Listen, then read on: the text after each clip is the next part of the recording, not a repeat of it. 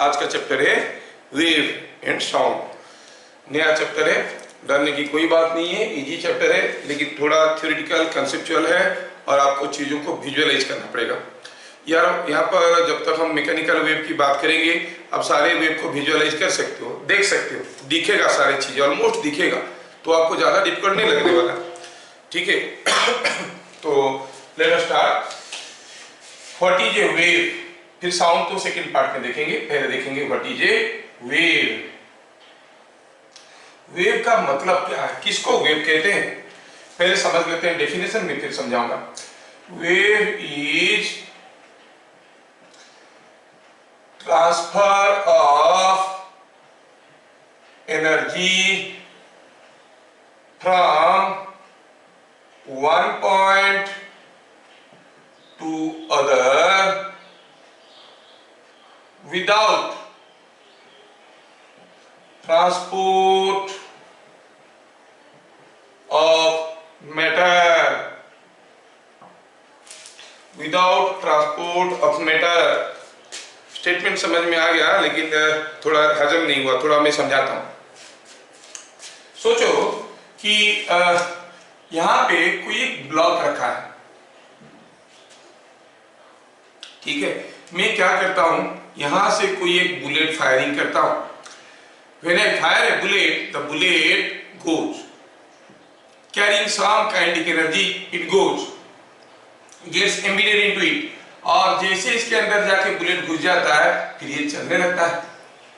मतलब पहले तो इसके पास चलने की ताकत नहीं था, अब चलने की ताकत आ गया, कुछ एनर्जी उसके पास आ गया, अभी वो चल रहा है, इसके पास भी कुछ काइनेटिक एनर्जी आने लगेगा। तो इसके पास जो एनर्जी आया, वो आया कहां से, बुलेट से आया, लेकिन बुलेट से थोड़ी आया, वो तो इस गन के अंदर कुछ स्प्रिंग लगा हुआ था, बुलेट को कंप्रेस करके रखे, रिलीज कर दिए तो फड़ंग करके गया, घुस गया। मतलब एनर्जी यहां से यहां पर गया है। कैसे गया है, there was a carrier, a bullet was the carrier. ये क्या किया, उस एनर्जी को लिया, लेके जाके उसको दिया। So here energy is transferring from point A to point B, but matter is also transported. There is a transporter what carries the energy from here and makes it to reach here. समझ में आया क्या? तो ये हो गया transfer of energy with transport of matter. Now let us take another case. Suppose हम कहेंगे here is a string connected tightly between two rigid supports, and here is a small piece of paper kept on the string. अब मैं क्या करता हूँ, इस string को यहाँ पर टिकल कर देता हूँ, मार देता हूँ इसे। जैसे इसे मार दूंगा, ये हिलते डुलते हिलते डुलते हिलते डुलते हिलते डुलते यहाँ पर पहुंचेगा। पहुंचने के बाद जैसे इसके पास पहुंचेगा, देखोगे ये छोटा पीस ऑफ पेपर जो यहाँ पे रखा था वो फेंका गया। Piece of paper is thrown out, मतलब पेपर के पास कुछ काइनेटिक एनर्जी आया, कहां से, यहां से। क्या यहाँ का पार्टिकल वो एनर्जी को लेके उसको दिया, नहीं, वो तो अपनी जगह हिल रहा था, ये बगल वाले को दिया, जैसे एनर्जी दिया बगल वाले हिलने लगा, बगल वाला उसके बगल वाले को दिया, वो हिलने लगा। मतलब no one is physically moving from this point to this point, they are all oscillating about their own point and energy is transferred. So here energy is transferred from this point A to this point B, but matter is not transported. Every mass where it was, there it is. जहां था वही है हर एक मास, लेकिन energy आगे निकल गया। This is called a wave.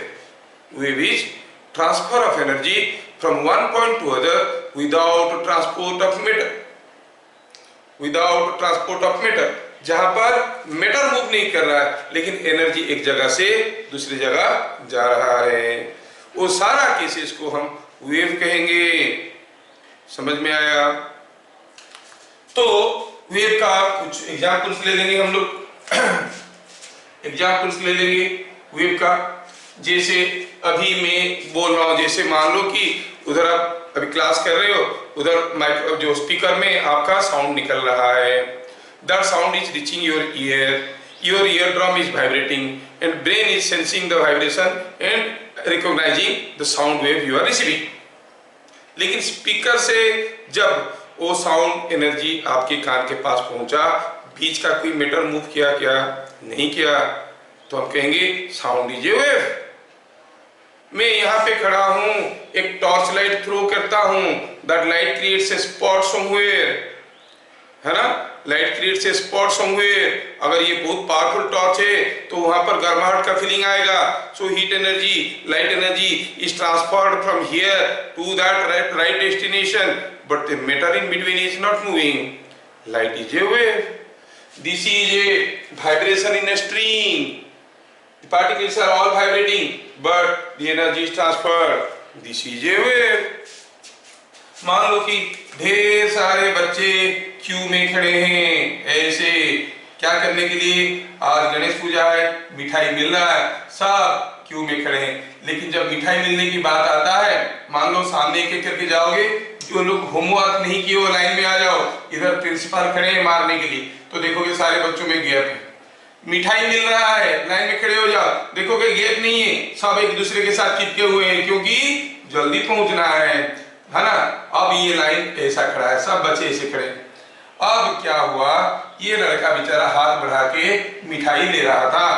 अब कोई दुश्मन बच्चा इधर था, वो क्या किया, वो तो देखा मैं तो इतना देर में हूँ, क्या मन तब तक बचेगा नहीं बचेगा। वो क्या किया, इसका नाम है कानून, हाथ उसके लम्बे। वो क्या किया, इसको धक्का दे दिया। अब जैसे ही वो इसको धक्का दे दिया, देखोगे ये मिठाई लेने वाला लड़का मिठाई के ऊपर गिर जाएगा। अरे क्या ये जाके इसको मारा? नहीं, ये इसको, कोई अपनी जगह से हिला भी नहीं, लेकिन एनर्जी चला गया एक जगह से दूसरी जगह। So you say the energy is transferred without transport of matter. बहुत जल्दी एनर्जी भाग गया, जबकि ये लड़का ऑलमोस्ट अपनी जगह पे ही है। हो सकता है ज्यादा 1 सेंटीमीटर थोड़ा टेढ़ा हो गया, लेकिन एनर्जी चला गया। रेल की पटरी पे ट्रेन आ रहा है कि नहीं आ रहा है, आप बहुत दूर से पता कर सकते हो। पटरी पे अगर कान लगाओगे, पहले देख के पता कर लेना कि पास में नहीं है। अगर पास से आ रहा है, फिर कान लगा के देखने की कोशिश किए तो कुछ दूसरा नतीजा निकलेगा।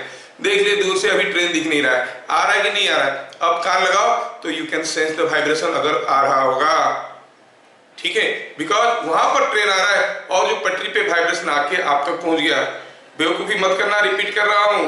ऐसे चेक करने से पहले देख लेना ट्रेन आ रहा है कि नहीं आ रहा है। अगर आंख से दिखाई नहीं दे रहा है तो ऐसे चेक करना, और आंख से ही दिखाई दे रहा है उसके बाद भी चेक कर रहे हो तो नतीजा कुछ दूसरा हो सकता है, ठीक है।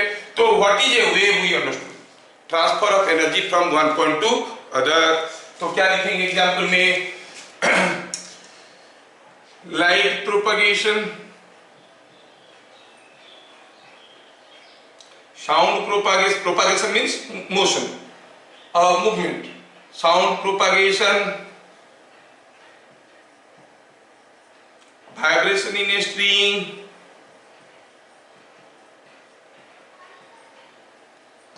waves in a pond, ठीक है। ये सारा जो आप देख रहे हो, these are all called waves where energy is transferred but not the matter। मान लो कि एक पॉन्ड है, पॉन्ड में आप यहाँ पर कोई थर्मोकोल को छोड़ दो, वो रेस्ट में आप यहाँ पर एक पत्थर गिराओ, फिर देखोगे हिलते डुलते कुछ समय के बाद ये भी हिलने डुलने लगेगा। अरे इसके पास एनर्जी कहाँ पहुंचा? क्या यहाँ का पानी यहाँ पर आ गया? नहीं, every water particle was oscillating about it's mean position but the energy was transferred, so that is waves in a pond. तो हम देखें कि इसमें प्रोपगेशन ऑफ एनर्जी और transfer of energy from one point to other without transport of matter is called a wave. अच्छा, अब ये wave दो किस्म की हो सकते हैं। Waves are broadly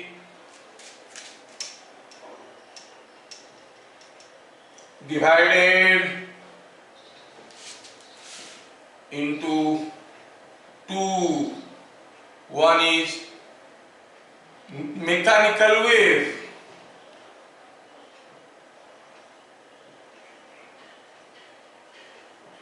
these are the waves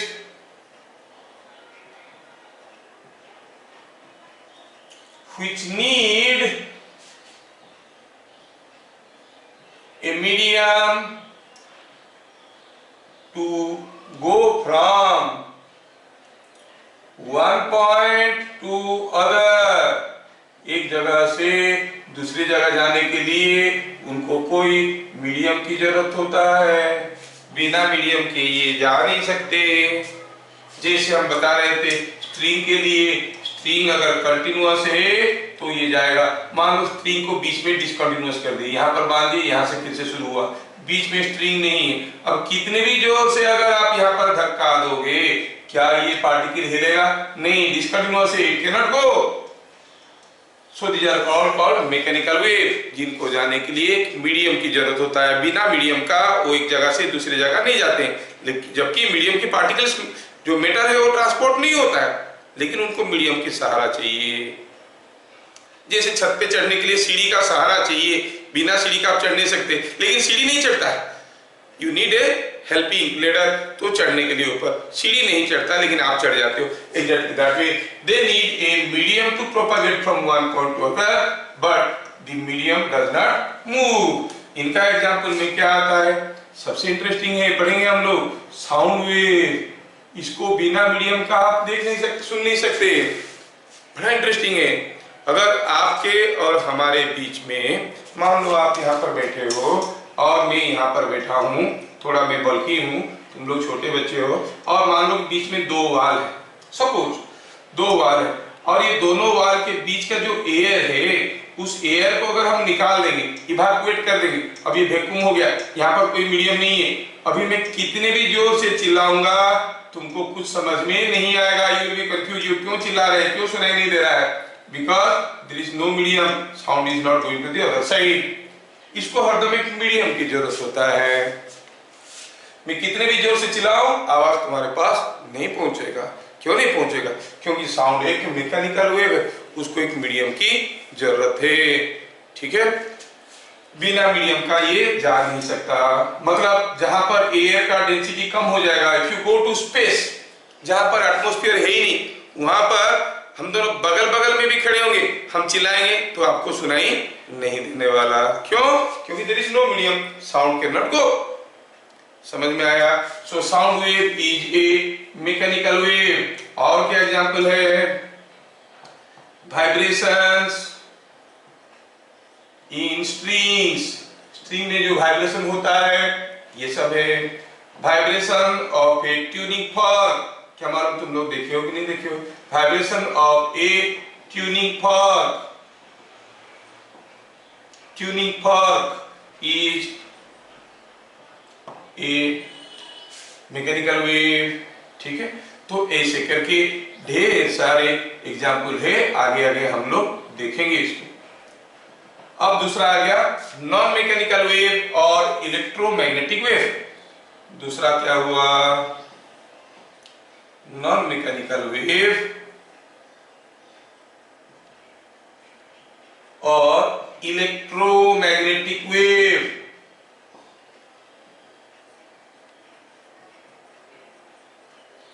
ठीक है, these waves do not need any medium, do not need any medium to propagate। इनको कोई मीडियम की जरूरत नहीं है। प्रोपागेट, ये एक जगह से दूसरा जगह जाने के लिए इनको कोई मीडियम की जरूरत नहीं पड़ता है। जैसे लाइट वेव, लाइट को एक जगह से दूसरी जगह जाने के लिए कोई मीडियम की जरूरत नहीं पड़ता है। Not only light wave, all electromagnetic waves. क्योंकि आपको अभी बताना थोड़ा मुश्किल है समझना आपके लिए, ये इलेक्ट्रिक फील्ड और मैग्नेटिक फील्ड का इंटरेक्शन से बनता है। May be your radio waves, may be the remote control से आपका रिमोट कंट्रोल दबाते हो, टीवी चलता है, बीच में से एक सिग्नल जाता है, जाती infrared waves, microwaves, radio waves, your X rays, gamma rays, है ना, इवन थर्मल रेडिएशन। कोई बॉडी अगर बहुत गर्म है, आप दूर से ही उसका भाप आपको मिलेगा, तो that is called thermal radiation. They are all electromagnetic waves. उनको एक जगह से दूसरे जगह जाने के लिए कोई मीडियम की जरूरत नहीं है। इसीलिए आप देखोगे सन में इतने सारे एक्सप्लोजन हो रहे हैं तो लाइट वहां से यहां तक आ जाता है, लेकिन वहां का साउंड यहां पर नहीं आता है। सोचो सुबह सुबह लाइट के साथ साथ गुड़म गड़म साउंड भी आता तो आपको जगाने की कोई जरूरत नहीं पड़ता, लेकिन सिर्फ लाइट आता है, सुंदर सा लाइट आता है, लेकिन साउंड नहीं आता है। क्या सन में इतना एक्सप्लोजन हो रहा है तो साउंड नहीं हो रहा है? हो रहा है, लेकिन क्यों नहीं आ रहा है? क्योंकि सन और अर्थ के बीच में काफी जगह है जहां पर कुछ नहीं है, it is empty space. And sound is a mechanical wave. It cannot pass through empty space. It always needs a medium to propagate, a medium to pass through. Light को कोई मीडियम की जरूरत नहीं, तो लाइट आ जाता है, sound नहीं आ पाता है। अब लाइट को मीडियम की जरूरत नहीं का मतलब नहीं है कि मीडियम है तो लाइट नहीं जा पाएगा, मीडियम है तो लाइट जा पाएगा, लेकिन थोड़ा मुश्किल से जाएगा, जिसको लेके टर्म आएगा रिफ्रैक्टिव इंडेक्स, बाद में हम लोग पढ़ेंगे। तो हम ये पढ़ रहे थे कि लाइट को जाने के लिए एक जगह से दूसरी जगह कोई मीडियम की जरूरत नहीं होता है, जबकि साउंड को जरूरत होता है। इसीलिए the explosion sounds of sun are not reaching us but the light is reaching us. वहां पर फ्यूजन फिशन प्रोसेस चलते रहता है, वहां का लाइट हमारे पास पहुंच जाता है, लेकिन साउंड पहुंचता नहीं है। ठीक है, तो हम देख लिए कि बेसिकली जो हमारा वेव है वो दो किस्म के हुए, एक हुआ mechanical wave, non mechanical wave. पूरा बोर्ड में क्या समझाया गया? Wave is transfer of energy from one point to other without transport of matter. दूसरा हुआ wave is of two types, mechanical wave and non mechanical wave. ठीक है, तो ये जो मैकेनिकल वेव का बात हम लोग देखें, ये मैकेनिकल वेव और नॉन मैकेनिकल वेव दोनों ही क्लास हायर क्लासेस में। मैकेनिकल वेव आता है क्लास 11 में, नॉन मैकेनिकल वेव आता है क्लास 12 में। उसका नाम है वेव ऑप्टिक्स, तब पढ़ेंगे वहां पर। आप लोग ऑप्टिक्स पढ़ते हो ना, वहां पर पढ़ोगे wave optics, wave nature of light. और ये मैकेनिकल वेव क्लास 11 में है, और लोअर क्लासेस में भी हम मैकेनिकल वेव के ऊपर कोचिंग देखते हैं। तो हमारा चैप्टर अभी से बाइफरकेट हो गया। हम लोग आगे की सारा डिस्कशन में इस मैकेनिकल वेव के बारे में देखेंगे, क्योंकि आपको साउंड में ज्यादा इंटरेस्ट था, है ना, तो मैकेनिकल वेव के बारे में देखेंगे। So now I want to give the heading mechanical wave. ये मैकेनिकल वेव कैसे चलता है? A mechanical wave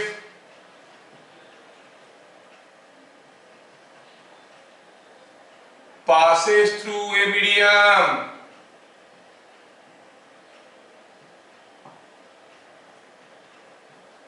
by vibrations of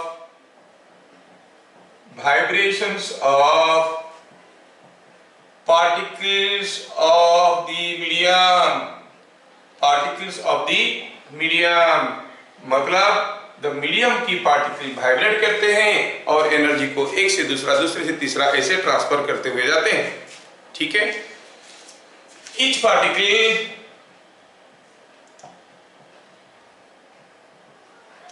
vibrate about it's mean position, means original stable position, mean position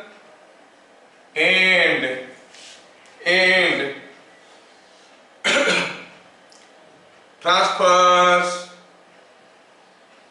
energy to next adjacent particle।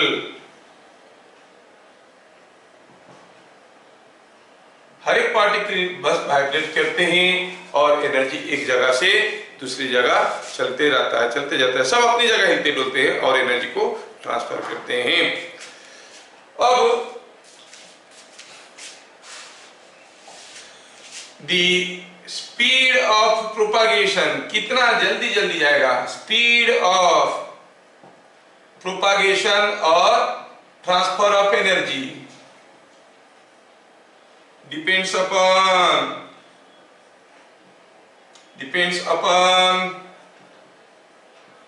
the elasticity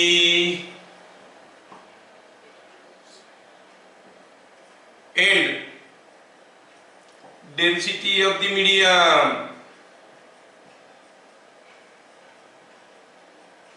तो density क्या है आपको समझ में आता है, इलास्टिसिटी क्या है, इलास्टिसिटी और elastic property of a metal होता है वो property by virtue of which it restores its original position again after any deformation. आप एक स्पॉन्ज ले लो या रबर का बेंड ले लो, इसको ट्विस्ट करो, छोड़ दो, फिर से सीधा हो गया, बेंड करो, छोड़ दो, सीधा हो गया। मतलब जब भी आप उसको डिफॉर्म करते हो ओरिजिनल पोजीशन में वापस आ जाता है ना। जब भी इसको आप बेंड करोगे, छोड़ दोगे, वो फिर से सीधा हो जाएगा। तो what is elastic property? Elastic property is the property of solids by virtue of which it restores it's original shape and size after any deformation. कोई भी डिफॉर्मेशन के बाद ओरिजिनल शेप एंड साइज में वापस आ जाता है, तो उसको इलास्टिक प्रॉपर्टी कहते हैं, है ना। देखो मेरा कान इलास्टिक है कि नहीं, मोड़ दिया, छोड़ दिया, फिर से खड़ा हो गया, है ना, तो हम कहेंगे elastic property, it is having elastic property, ताकि ये अपनी जगह वापस आ जाता है। अगर कोई चीज वापस नहीं आता है, जैसे मोड़ के छोड़ दिया वैसे ही आ जाता है, तो हम उसको कहेंगे नॉट इलास्टिक और प्लास्टिक। उसको प्लास्टिक प्रॉपर्टी कहते हैं। प्लास्टिक मतलब कोई चीज को बेंड कर दिया, छोड़ दिया वैसे ही रह गया और सीधा नहीं रहा, ठीक है, उसको कहेंगे प्लास्टिक, ठीक है। यही जो स्टेटमेंट अभी हम लोग लिखे उसको मैं समझाने की कोशिश करता हूं। द स्पीड ऑफ प्रोपगेशन मतलब कितना जल्दी जल्दी एनर्जी एक जगह से दूसरी जगह जाएगा, वो किसके ऊपर डिपेंड करता है? वो डिपेंड करता है on the elasticity and density of the material. और क्या बोले? How the wave goes by vibrations of the particles of the medium. अगर कोई एक मीडियम के पार्टिकल वाइब्रेट करने के लायक नहीं है तो उसमें से एनर्जी नहीं जा सकता। जैसे मैं आपको एग्जांपल देता हूं, ये दोनों स्टेटमेंट को जोड़ के एग्जांपल देता हूं। Suppose here are number of balls, number of steel balls, they are all mounted like this. हर एक बॉल को स्टील रॉड से, थीन स्टील रॉड से बांध के ऐसे ग्राउंड पे हम लोग सेट कर दिए, और ये number of steel balls are mounted like this, ठीक है। तो और क्या हुआ, यहाँ पर कोई मान लो कि एक कोई ब्रास बेल रखा हुआ है, ये बॉल अगर मारेगा तो टोंग टोंग टोंग टोंग टोंग टोंग आवाज करेगा, ठीक है। मैं क्या करता हूँ, एक दूसरा बॉल जो यहाँ पे था उसको थोड़ा खींचा और खींच के इसको छोड़ दिया। ये बॉल को खींच के जैसे छोड़ दिया, ये गया, उसको मारा ठंग, जैसे ठंग मारा, ये भी ठंग ठंग ठंग ठंग किया, तो फिर ये इसको मारा, ये इसको मारा, ये इसको मारा, ये इसको मारा, और ये इधर बाजा बजाने लगा, टंग टंग टंग टंग टंग टंग टंग।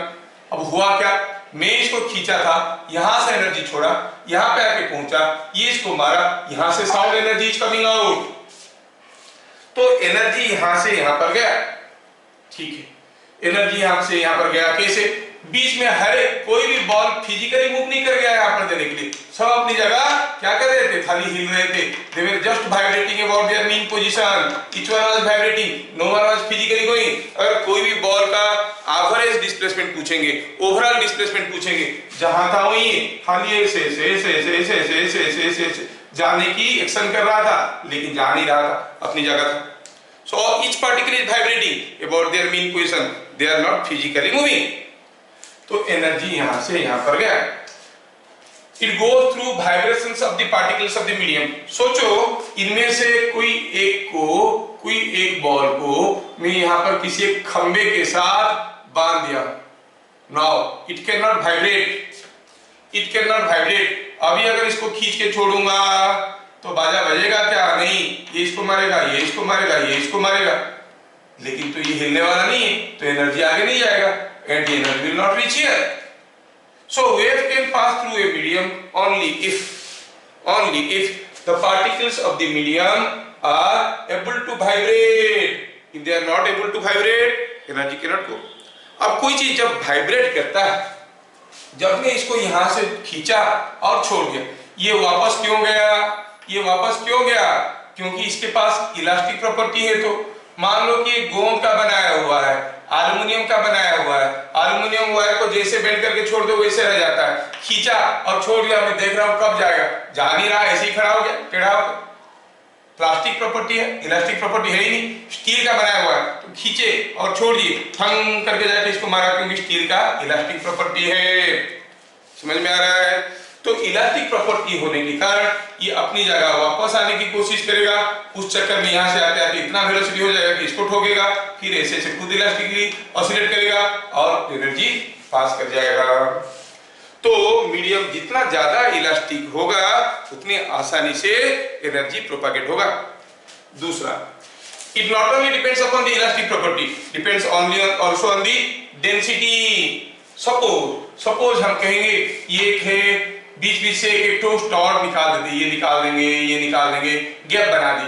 अब ये इसको अगर थोड़ा सा धक्का देंगे, छोटा सा ऑसिलेशन करेगा तो एनर्जी नहीं पहुंच रहा है, क्योंकि दूसरे पार्टिकल को भी मारना जरूरी है। अब अगर हम गैप गैप गैप गैप कर दिए, बहुत ज्यादा गैप में रखें, तो इसको धक्का दो, उसके बावजूद एनर्जी नहीं ट्रांसफर हो रहा है। लेकिन मान लो कि ये सारे पूरा टाइटली पैक्ड है, एकदम पास पास रखें, अब एक को धक्का दोगे तुरंत एनर्जी पहुंच जाएगा। So how closely things are packed, that also matters to the propagation of sound, propagation of the wave. समझ में आ गया ना? तो समराइज करते हैं दोनों स्टेटमेंट को। A mechanical wave propagates through a medium by vibrations of particles of the medium, fine. And how fast the wave will propagate, how fast the wave will move, how fast the energy will be transferred through the medium depends upon elasticity of the medium and density of the medium. The medium must be elastic, means it must have the capability to restore its original shape and position, और it must be highly dense. जितना ज्यादा density होगा उतना आसानी से जाए। अब सोचो, iron is elastic, iron bar को खींचोगे तो फिर छोड़ दोगे, फिर वापस आ जाएगा, इसमें इलास्टिक प्रॉपर्टी।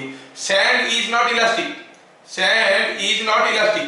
आप अगर कोई रेलवे ट्रैक पे हथौड़े से एक बार मारोगे तो वाइब्रेशंस जाएंगे, और अगर आप यहाँ से करीब करीब 500 मीटर दूरी पे भी हो तो कुछ देर के बाद आपके पास वाइब्रेशन पहुंचेंगे, आप छू के बता सकते हो हाँ कोई मारा है, देखो वाइब्रेट कर रहा है। लेकिन इसमें इलास्टिक प्रॉपर्टी नहीं है सैंड का, उसको जैसा शेप में रख दो वैसा शेप में रह जाता है। तो सी बीच पे कोई अगर हथौड़ा मारेगा, उसका बगल वाले आदमी को भी पता नहीं चलेगा कि हथौड़ा मारा है, क्योंकि it is not having any elastic property, the vibrations can not propagate. समझ में आ रहा ना, है ना? तो a mechanical wave propagates through vibrations of the particles of the medium. Each particle vibrate about their mean position and transfers energy to the next particle. The speed of propagation depends upon the elasticity and density of the medium. यहाँ तक आपको सब कुछ समझ में आया होगा, मुझे ऐसे लगता है। अंडरस्टैंडिंग और स्टैंडिंग अंडर, ऊपर से जा रहा है कि अंदर से जा रहा है? अरे समझ में आ रहा है कि नहीं आ रहा है? कोई कुछ नहीं बोल रहा है कि आउटस्टैंडिंग, आउटस्टैंडिंग का मतलब जानते हो ना, मोबाइल लगाया और जाके बाहर घूम रहा है, outstanding. Standing outside the room, mobile on कर दिया नहीं तो सर गाली करेंगे, that is called outstanding. Standing under मतलब क्या पढ़ा रहे हैं, ऊपर से जा रहा है। अंडरस्टैंडिंग मतलब पूरा समझ में आ रहा है। कौन सा हुआ? अंडरस्टैंडिंग, बढ़िया बढ़िया बढ़िया। Now point number 5। अब हम देखें कि जो वेव जा रहा है, मैकेनिकल वेव कैसे जा रहा है? By vibrations of the particles of the medium, medium की पार्टिकल वाइब्रेट करते हैं। अगेन वो वाइब्रेशन दो किस्म का होता है। कैसा? चलो नोटिस करो, व्हाट यू नोटिस, क्या नोटिस करते हो? जैसे मैं अभी बताया, ये स्टील बॉर्ड वाला केस, ये केस था, ठीक है ना, यहाँ नहीं आ ये वाला करते हैं। तो मान लो कि एक ऐसा है, बॉर्ड्स एकदम पास पास रखे गए हैं, आप एक बॉर्ड को धक्का दिए तो बाकी के पास एनर्जी पहुंचने लगा, तो आप कहोगे कैसा हुआ ये बात कुछ ऐसा हुआ कि आप ये वाले को खींचे और धक्का दे दिए तो ये वाला हिलने डुलने लगा, ठीक है, ये वाला हिलने डुलने लगा, तो एनर्जी यहां से यहां पर गया है। दूसरे केस में here was a string, I kept a small particle on it, small piece of paper here, the string is tightly connected between the two ends, I gave it a small tickle, मार दिया धक्का यहाँ पे, तो ये ऐसे ऐसे oscillate करते हुए हुए हुए आपको दिखेगा, वेव जा रहा है ऐसे दिखेगा पूरा, ठीक है। ऐसे करते करते आया और थोड़ी देर के बाद ये पीस ऑफ पेपर फेंका गया, है ना। अब दोनों ही केस में एनर्जी एक जगह से दूसरी जगह गया है। दोनों ही केस में हर एक पार्टिकल वाइब्रेट कर रहे थे about their mean position, but they were not physically moving from one point to other, but there was a difference. इस केस में क्या हुआ, वेव कैसे जा रहा था, इस डायरेक्शन में, एनर्जी यहां से यहां पर गया। इस केस में एनर्जी कैसे जा रहा था, ये वेव का डायरेक्शन है, इस केस में भी ऐसे जा रहा था, इस केस में भी ऐसे ही जा रहा था। वेव मतलब ट्रांसफर ऑफ एनर्जी, हाँ, ट्रांसफर ऑफ एनर्जी हो रहा था इस डायरेक्शन में। लेकिन इस केस में जो पार्टिकल्स थे वो ऐसे ऐसे वाइब्रेट कर रहे थे, जबकि इस केस में जो पार्टिकल थे वो ऐसे ऐसे वाइब्रेट कर रहे थे। देख लो, in one case the particles are vibrating along the line of propagation, other case the particles were vibrating perpendicular to the line of propagation. Accordingly इसको हम कहते हैं longitudinal wave, longitudinal wave। और इसको क्या कहते हैं, इसको कहते हैं ट्रांसवर्स वेव। ये हो गया डिफरेंस, ठीक है। तो अभी हम इसको कैटेगराइज करेंगे, क्या कहेंगे, if particles of the medium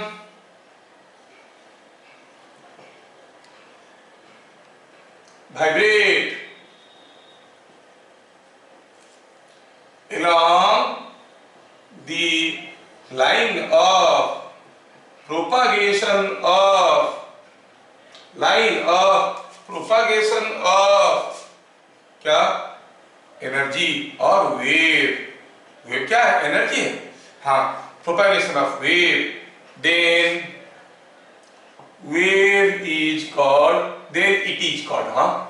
it is called a longitudinal wave। Spelling ध्यान से देख लेना, longitudinal वेव, है ना। इसका बेस्ट एग्जाम्पल है, क्या बताओ, इसका बेस्ट एग्जाम्पल है sound wave. Sound wave is A longitudinal wave, sound wave is A longitudinal wave. जब आप मैं कुछ बोल रहा हूं, आपको सुनाई दे रहा ना, जैसे मैं साउंड क्रिएट किया यहाँ पे, आई क्रिएटेड सम साउंड, तो मेरे सामने और आपके कान के बीच में जो एयर पार्टिकल है वो ऐसे ऐसे हिलते हैं, along the line joining my mouth and your ear, ऐसे ऐसे ऐसे ऐसे वाइब्रेट करते हैं। कभी अगर आप हाई बाक्स में कोई पार्टी उटी में या पिकनिक में कोई जोर से बॉक्स बजाया होगा, आप पीछे से खड़े रहोगे तो लगेगा कि धक्का दे रहा है, मतलब particles are vibrating in the direction of propagation of wave, बहुत जोर से धक्का देता हुआ नजर आएगा, ठीक है ना। तो ये ऐसे ऐसे करता है, मतलब जब यहाँ से आपकी कान में जा रहा है साउंड, तो बीच का एयर पार्टिकल कैसे ऑसिलेट कर रहे हैं, ऐसे ऐसे ऐसे ऐसे ऐसे ऐसे ऑसिलेट कर रहे हैं, ठीक है। So sound is a longitudinal wave. बहुत सारा लॉन्गिट्यूडिनल वेव है, आपका पसंदीदा वेव है तो बोल दिए, और भी ढेर सारे, लेकिन अभी आपको समझ में नहीं आएगा, थोड़ी देर बाद डिस्कशन करेंगे तो आपको समझ में आएगा। और आपको ट्रांसवर्स वेव किसको कहेंगे, number 2, in case of a transverse wave,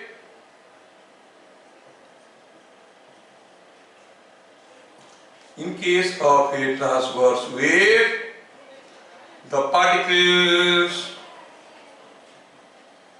vibrate in a direction perpendicular to direction of wave को परपेंडिकुलर होके होते हैं। अब वेव ऐसे जा रहा है या ऐसे जा रहा है, जो भी है, जिस डायरेक्शन में अराउंड द लाइन जा रहा है उसको परपेंडिकुलर होके ऑसिलेट करेंगे। अब एनर्जी ऐसे जा रहा था and the particles are all oscillating like this. Now waves in a pond of water, example में कहेंगे waves in a pond, waves in a pond क्या होता है, waves in a pond they are all क्या होंगे, obviously they are all transverse wave. अगर हम pond में थर्मोकूल, हमको लगता है कि पानी मूव कर रहा है जब कोई वेव जाता है, नहीं जाता है। मैं समुद्र की वेव की बात नहीं कर रहा हूँ, वेव्स इन ए पॉन्ड, समुद्र का वेव कुछ अलग है, उसमें तो पानी फिजिकली मूव करके आ रहा है, you call it A wave, but हमारा फिजिक्स नहीं बोलता है, हमारा फिजिक्स किसी दूसरे चीज को वेव बोलता है।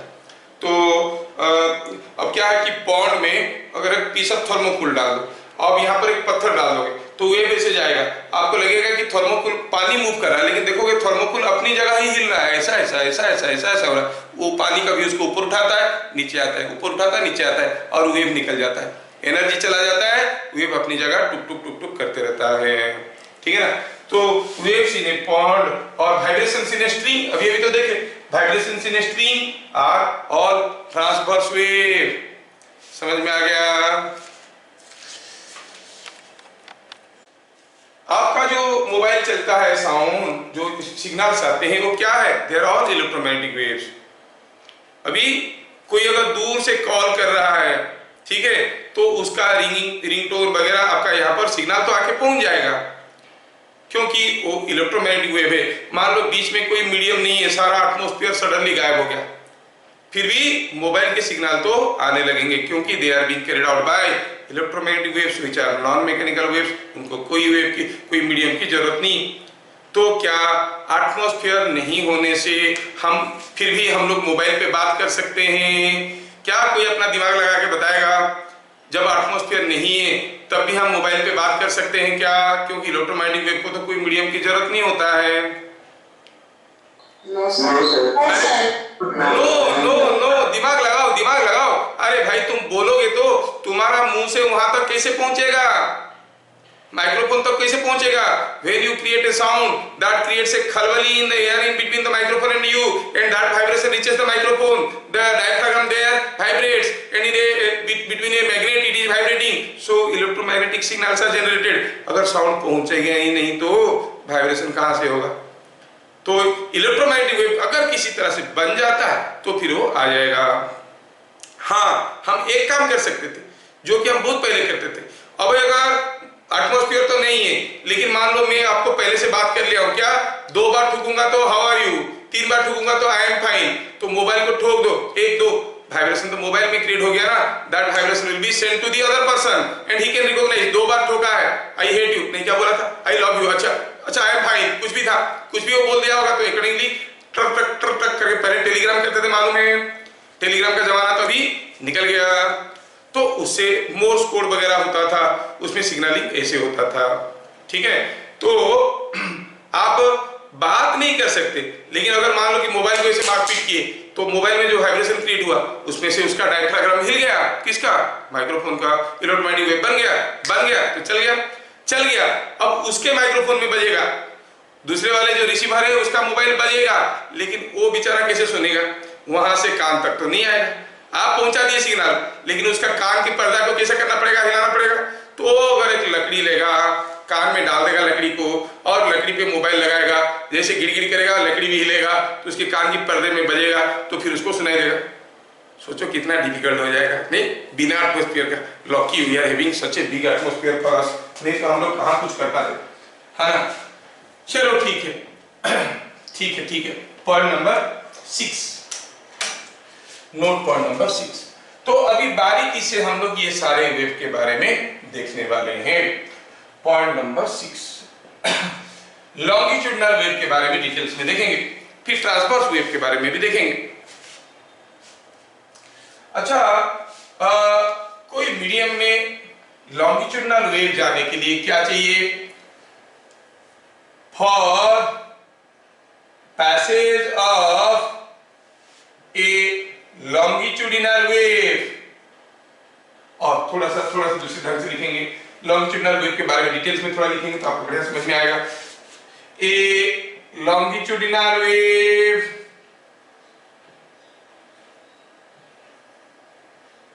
passes through compression and rarefaction, rare से rarefaction of the medium, ठीक है, compression and rarefaction of the medium. कोई लॉन्गिट्यूडिनल वेव कैसे जाता है भाई? Compression and rarefaction of the medium. मतलब क्या हो रहा है, जैसे सोचो सोचो जैसे आप इसको खींच के मार दिए, घूम करके मारा, ये दोनों बॉल पास पास आ गए, फिर ये एक दूसरे से छोड़े, ये दूसरा तीसरे को मारा। तो जब भी एक दूसरे के साथ टकराव हो रहा है, they are coming close, again they are going away, coming close, again they are going away. तो आपको क्या दिखेगा? अगर पूरा स्ट्रिंग को आप देखो, मान लो कि कंटिन्यूअसली आप इसको ऐसे ऐसे करके छोड़ रहे हो, तो देखोगे कुछ बॉल पास पास है, कुछ बॉल दूर दूर है, कुछ पास पास, कुछ दूर दूर। मतलब कभी कुछ पास पास है, कभी दूर दूर है। मतलब जो कंप्रेशन हो गया पास पास आ गए, रेरिफैक्शन हो गया दूर दूर हो गए। तो how the energy is propagating? By compression and rarefaction of the medium. ऐसे करके जाएगा। और आप बेहतर समझ सकते हो, सपोजिंग मैं कहूं कि एक स्प्रिंग रखा है, बड़ा सा लंबा सा स्प्रिंग रखा है, ठीक है, ये स्प्रिंग रखा है, ऐसे बड़ा सा स्प्रिंग रखा है, ठीक है, इसको ऐसे बांध दिए। आप इधर लेके हथौड़े से एक बार मारो, जैसे इसको मार दिए तो क्या हो गया, ये दब जाएगा। फिर ये जब खुलेगा फिर वाइब्रेशन ऐसे ऐसे ऐसे ऐसे होके जाएगा, ये सारा चीज ऐसे ऐसे हिलेगा। अब क्या देखोगे, ये जो कंप्रेस पार्ट स्प्रिंग का कुछ हिस्सा ऐसे ऐसे पास पास दिखेगा, कुछ दूर दूर दिखेगा, फिर कुछ हिस्सा पास पास पास पास दिखेगा, फिर दूर दूर दिखेगा, फिर पास पास दिखेगा, और ये वाला पार्ट ग्रेजुअली मूव कर रहा होगा। कभी ये कंप्रेस्ड है, ये रेरिफाइड है, ये कंप्रेस्ड है, ये रेरिफाइड है। नेक्स्ट सेकंड में ये कंप्रेस्ड होगा, ये रेरिफाइड होगा, ये कंप्रेस्ड होगा, ये रेरिफाइड होगा। मतलब ये ऐसे ऐसे ऐसे ऐसे होके एनर्जी जा रहा है। So how it is propagating? By compression and rarefaction of the medium. जब मैं साउंड क्रिएट कर रहा हूं, बीच का एयर का डेंसिटी हर जगह बराबर नहीं है। यहाँ पर डेंसिटी ज्यादा है, पास में कम है, बगल में कम है, क्योंकि रेरिफाई हो गया। उसके बाद ज्यादा है, फिर कम है, फिर ज्यादा है, फिर कम है, and that is physically moving. कौन? एयर मूव नहीं कर रहा है, energy moving, but density rarity होने वाला जो चीज है, that effect is continuously moving. अभी ये डेंसर रहा, फिर ये रेयर हो गया, फिर ये डेंसर हो गया, ये रेयर हो गया, ऐसे करते करते करते करते आगे जाता है। तो एक लॉन्गिट्यूडिनल वेव कैसे जाता है? जाता है by compression and rarefaction of the medium. इसका मतलब अगर कोई मीडियम कंप्रेसिबल नहीं है, तो अगर कोई मीडियम कंप्रेसिबल नहीं है तो उसमें लॉन्गिट्यूडिनल वेव नहीं जा सकता। thus a medium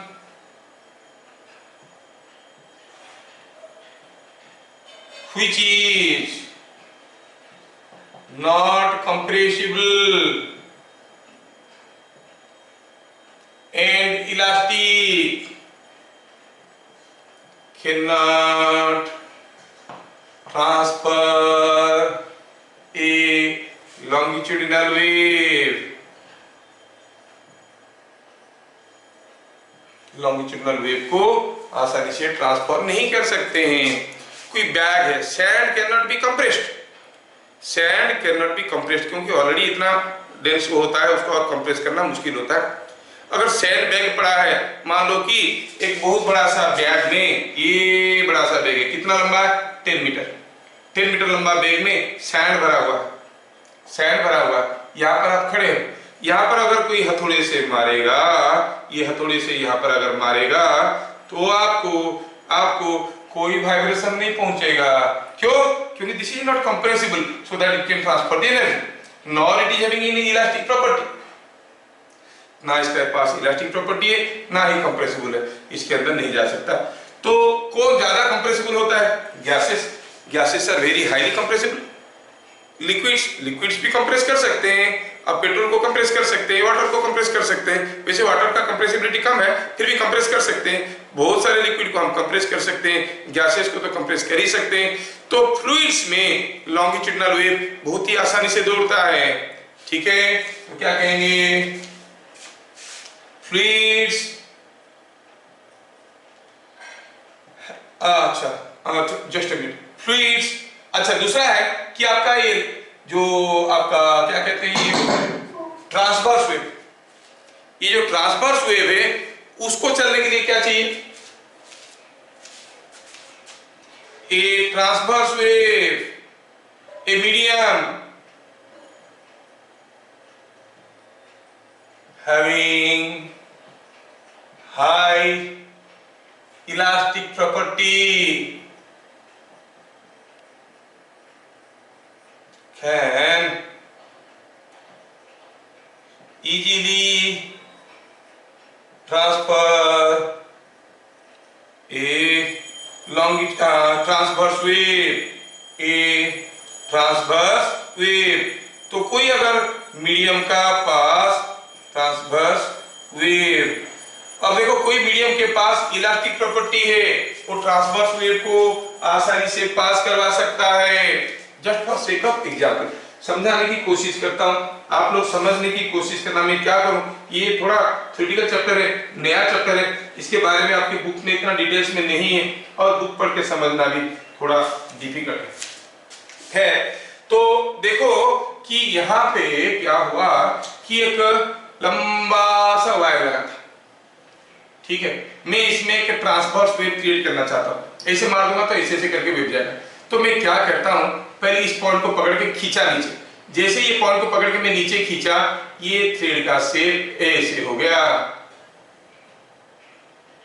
ठीक है। अब मैं यहां पर पकड़ के रखा हूं, लंबा सा थ्रेड था, मान लो 5 मीटर लंबा है, मैं यहां पर 2 सेंटीमीटर खींचा हूं नीचे, पकड़ के खींच के रखा हूं। अब छोड़ दूंगा, जैसे मैं छोड़ दूंगा ये भागेगा ऊपर। क्यों भागेगा? क्योंकि इसका एक्चुअल लेंथ तो इतना था, लेकिन ये खींचने के कारण लेंथ ज्यादा हो गया है। और अगर ये इलास्टिक मटेरियल है, it will try to restore regain its original length. जैसे स्प्रिंग को खींच के छोड़ दो, ओरिजिनल लेंथ में वापस आ जाता है। तो वैसे ही इसमें क्या हुआ, जैसे हम खींचे और छोड़े, ये ओरिजिनल लेंथ में वापस आने की कोशिश करेगा, उसकी चक्कर में ये पॉइंट ऊपर भागेगा, ठीक है ना। तो ये ऊपर भागा मतलब वाइब्रेट किया मतलब बगल वाले को भी खींचेगा और एक साथ जुड़े हुए तो वेव उसमें गया। इसका मतलब इसमें अगर इलास्टिक प्रॉपर्टी है तब भी जाके एक ट्रांसवर्स वेव जा सकता है। क्या है elastic property? To restore its original shape. लेकिन सोचो फ्लूइड्स के केस में, क्या गैस को हम कंप्रेस करेंगे, छोड़ देंगे तो फिर ओरिजिनल वापस आएगा, या फिर एक्सपांड करेंगे छोड़ देंगे तो फिर कंप्रेस हो जाएगा? नहीं, इसका अपना कोई ओरिजिनल शेप एंड साइज नहीं होता है। लिक्विड को जैसे टम्बलर में रखेंगे, जैसे पॉट में रखेंगे वैसा ही शेप हो जाता है, उसका कोई ओरिजिनल शेप एंड साइज नहीं है। मतलब they do not possess elastic property, उसका कोई फिक्स्ड शेप एंड साइज नहीं है, जैसा शेप दोगे ऐसा शेप ले लेते हैं।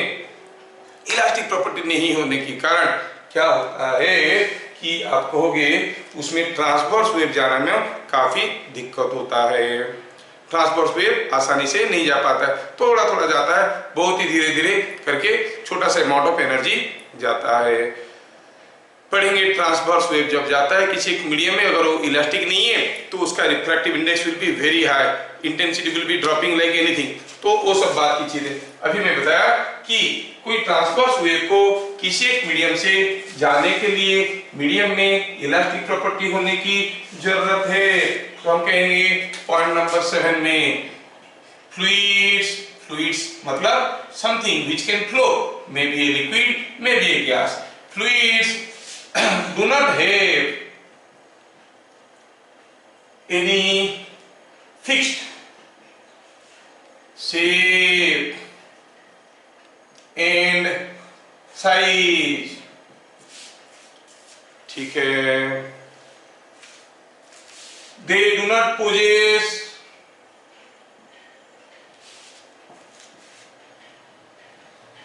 much elastic property,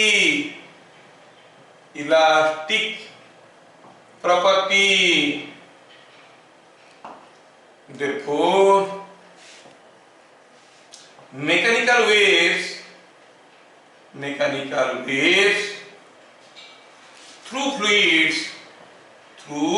fluids are rarely transverse in nature.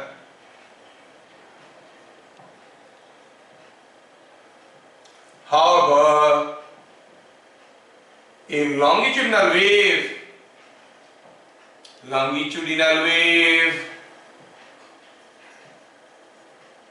can easily pass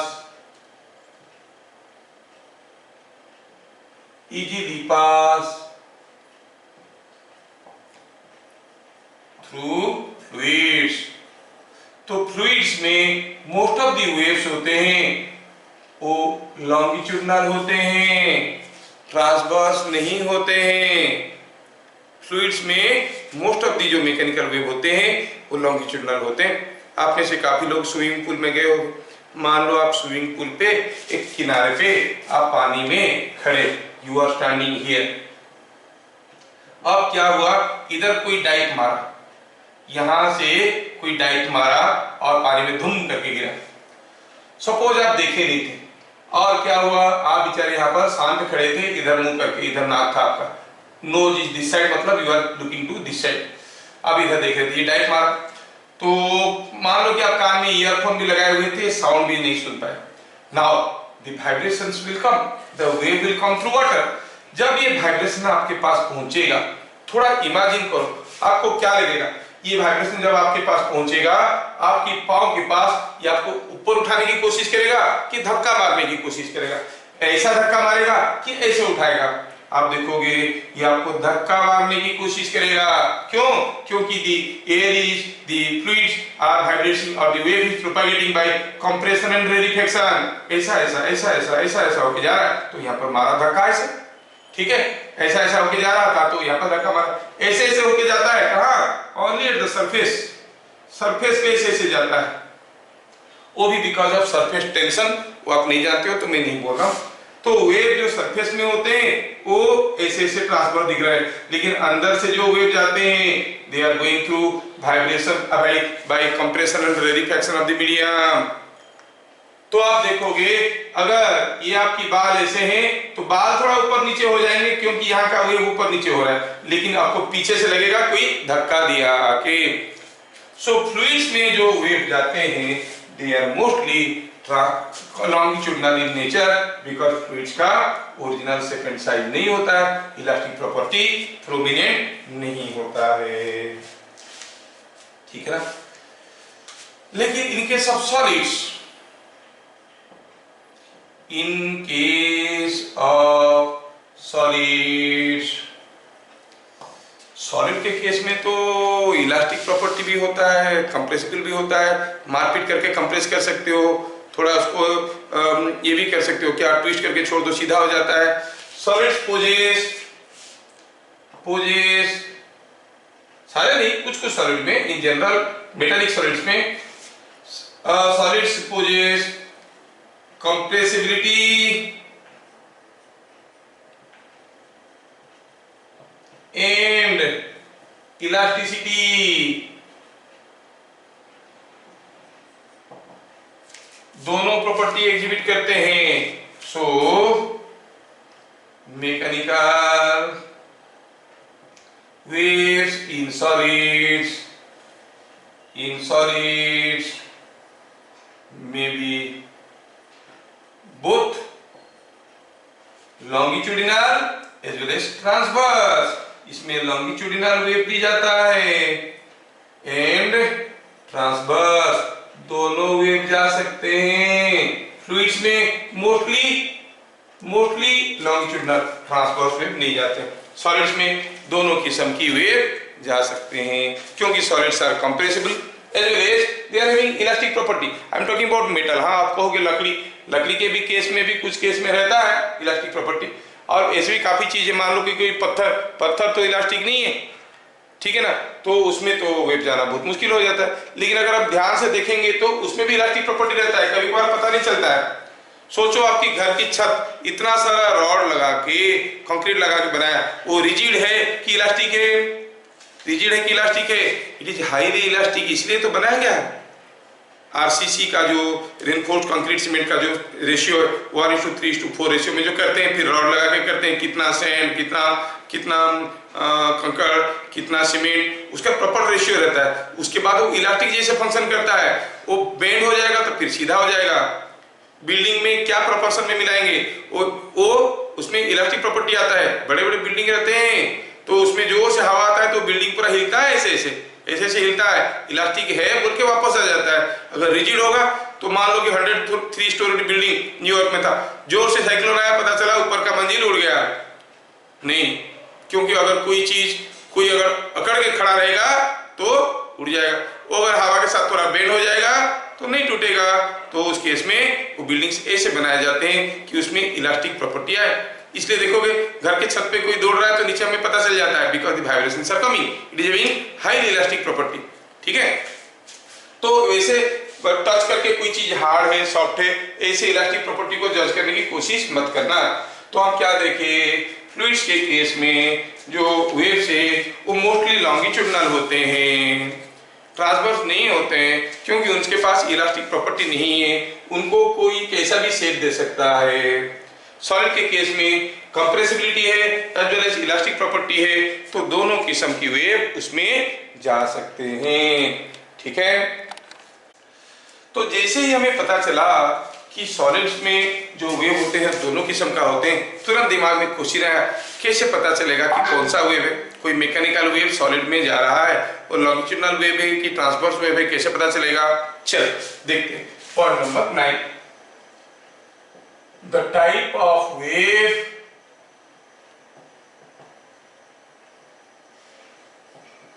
produced in solids depends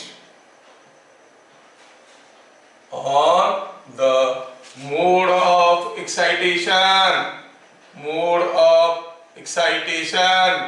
of wave, मतलब आप वेव उसमें कैसे जनरेट किए हो। फॉर एग्जाम्पल ये एक डंडा है, से it is a steel bar, ये स्टील बार को यहाँ पर क्लैंप कर दिया गया, ये क्लैंप हो गया यहाँ से, ये इसको ऐसे बांध दिया गया है। नाउ इट इज क्लैंप्ड हियर, मतलब अभी इसको टाइट कर दिए, ठीक है, इसको टाइट कर दिए यहाँ से, तो ये अभी बाहर नहीं जा सकता। अब ये स्टील बार है, क्लैंप हो गया है। आप अगर इसको यहाँ पे हथौड़े से मार दोगे, suppose you strike it here like this, what will happen, you will see यहाँ से ऐसे ऐसे वाइब्रेशंस आएंगे, क्योंकि ये एंड दब जाएगा, फिर उठेगा और ऐसे होके आएगा और ये भी ऑसिलेट करने लगेगा। Means each particle of the medium was oscillating like this and the wave was going in this direction. What is the type of wave produced? You say it is a transverse wave. So by striking like this, we are producing a transverse wave.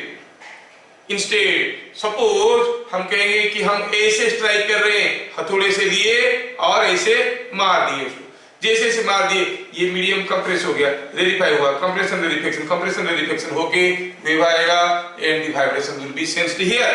तो ऐसा एक striking करने से किस किस्म का wave बन गया भाई, लॉन्गिट्यूडिनल वेव। समझ में आ रहा है?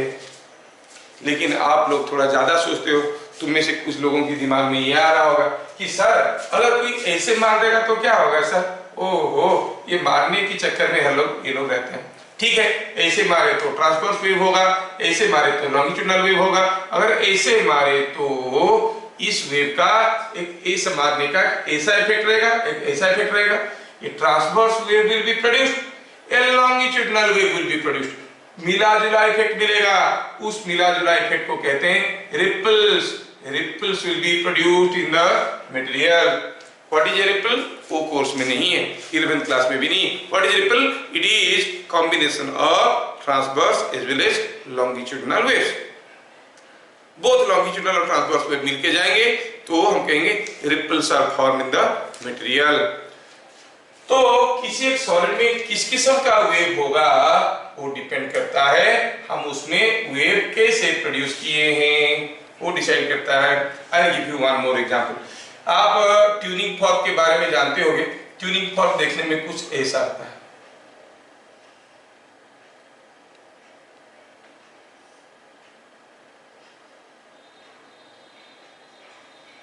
इसको कहते हैं ट्यूनिंग फॉर्क और इसको कहते हैं प्रॉन्ग्स। दो प्रॉन्ग है, इसको कहते हैं स्टेम। ठीक है, अब इसको क्या करते हैं कि रबर पैड के ऊपर मारते हैं। ये रबर पैड है, पैड पे से मार देंगे तो क्या यूटिलिटी है आपको बाद में समझ में आएगा। तो ये ऐसे ऐसे वाइब्रेट करने लगेगा और वो वाइब्रेशन ऐसे करते करते करते करते इधर आके पहुंचेगा। ठीक है, तो ये जब वाइब्रेशन देखो थोड़ा ध्यान से क्या हो रहा है, वाइब्रेशन ऐसे ऐसे होते होते आया, ऐसे आया, ऐसे आया, ऐसे आया, ऐसे आया, ऐसे आया, इधर गया। लेकिन यहाँ पर जो थोड़ा सा वाइब्रेशन ऐसे हुआ, उसके चलते इसमें ऐसा ऐसे वाला वाइब्रेशन क्रिएट होंगे। समझ में आ रहा है? इसका मतलब आपको याद रखना है कि the waves in prongs of a tuning fork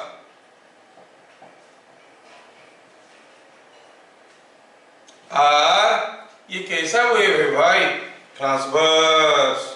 देखो एनर्जी ऐसे जा रहा है, पार्टिकल्स ऐसे वाइब्रेट करते हैं और ट्रांसवर्स।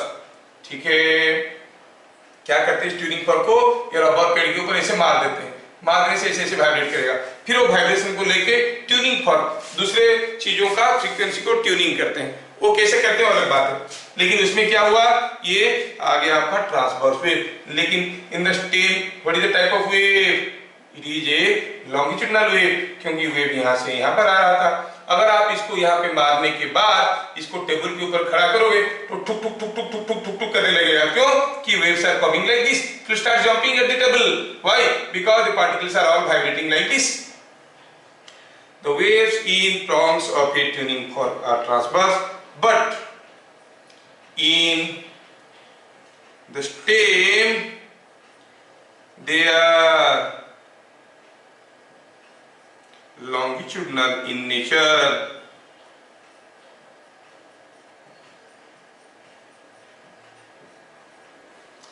स्टेम में जो वेव बनते हैं वो लॉन्गिट्यूडिनल वेव बनते हैं। ठीक है, waves in the stem are longitudinal in nature. ठीक है, तो ये क्वेश्चन बहुत इंपॉर्टेंट है। ये पर्टिकुलर चीज जो है ये कभी कभार मैं देखा हूं किसी अच्छा एंट्रेंस में भी, कुछ ओलंपियाड या एमपीएससी या केवीपीआई किसी में, what is the type of mechanical wave in the prongs? आप कहोगे the mechanical wave here is longitudinal, longitudinal in the prong and sorry transverse in the prong and longitudinal in the stem। तो ये सारे चीजें बहुत important है और इतने सारा जो हम लोग डिस्कशन किए उसमें से काफी 1 मार्क वाले क्वेश्चंस बनते हैं। कोई न्यूमेरिकल तो नहीं था लेकिन काफी सारे थ्योरेटिकल क्वेश्चन इसमें से बनते हैं। ठीक है।